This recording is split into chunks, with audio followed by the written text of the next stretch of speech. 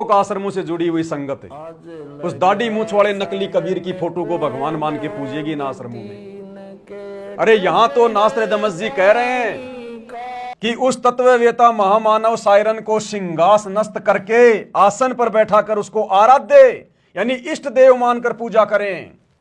यहां तो गुरु की पूजा करने की बात हो रही है, इष्ट मानकर यानी भगवान मानकर।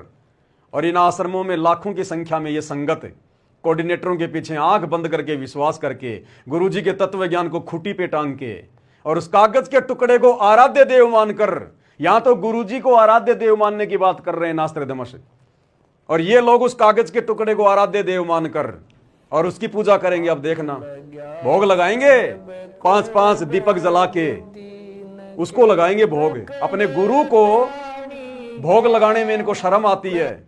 जो रियल कबीर है, अपने गुरु की आरती उतारने में इनको शर्म आती है, जो रियल कबीर है। और उस कागज के टुकड़े की अब देखना, इन भंडारे में भोग लगाते समय देखना किस प्रकार से पांति पंच भोग कर पूजा, 5-5 दीपक के साथ में आरतियां उतारेंगे। ये तो वही गलती जो हम युगों युगों से करते आ रहे हैं, जो 650 साल पहले हुई थी, वही गलती वर्तमान में 90% संगत कर रही है, गुरु को मानुष मानकर।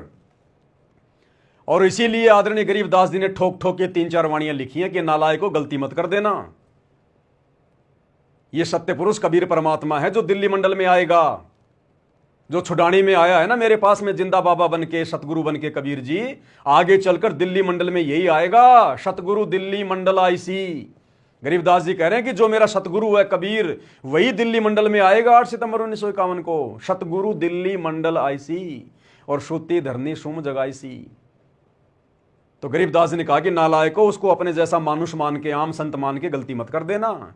उसके अलावा किसी और को मत पूजना, पहले वाले भगवानों को, चाहे मुनिंदर हो, चाहे कबीर हो, चाहे करुणामय हो, चाहे सतसुकृत हो, छोड़ देना सबको, भूल जाना। प्रेजेंट गुरु को परमात्मा मान के, कबीर मान के पूजना। अन्यथा गुरु मानुष कर जानते, वो नर कहिए अंध, और दुखी संसार में आगे काल के फंदे। तो भाई और बहनों, आप और हम सत्सयोग भाई बहनों का सौभाग्य, कोई बिल्ली के भाग का छिक्का टूटा हमारा इन दिनों।